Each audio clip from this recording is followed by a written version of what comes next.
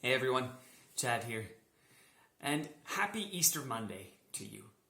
I hope you had a great time celebrating Jesus' resurrection this past weekend and remembering the ways in which that resurrection brings us absolute hope, because if death can be overcome, then newness can happen everywhere. There's nothing then that can keep us trapped or keep things trapped the way that they were. So the way things went is not how things have to go. And as I was thinking about that this past weekend and this past week, thinking about the ways in which even now, this time of economic slowdown and enforced Sabbath is happening for all of us because of the restrictions due to COVID-19, I was thinking about the ways in which the Israelites may have responded during the year of Jubilee.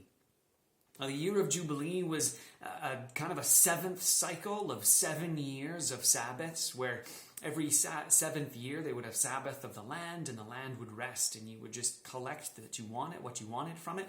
And then on the 49th, or actually on the 50th year, basically things would be redistributed again. Leases would be ended, and people could go back to their land.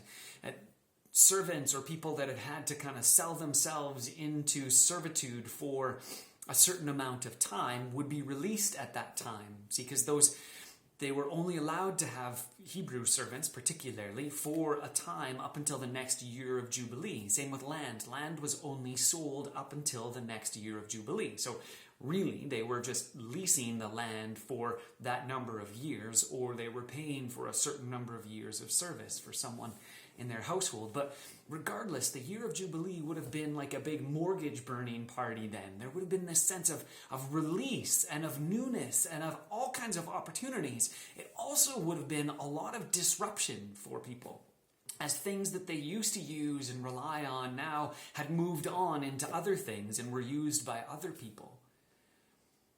And it started to make me wonder about the ways in which we might be able to think about new opportunities after this time moves on. I don't really want to move back to a time of when things were back to normal.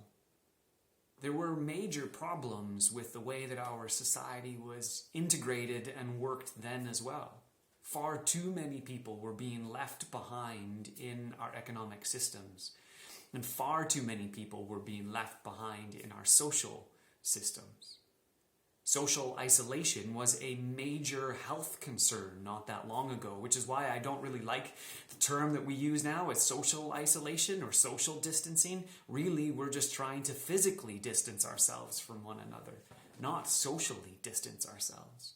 There's been a regained understanding that we need to be socially connected with each other. Some more than others for sure, but we do need to have real connection with one another.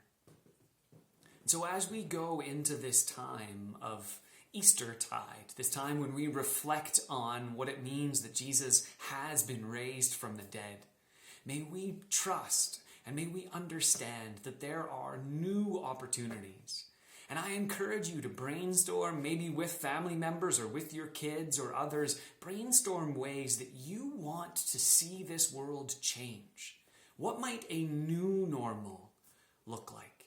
And then how might we work at that together? So think through this week what God is allowing to come to new life in us.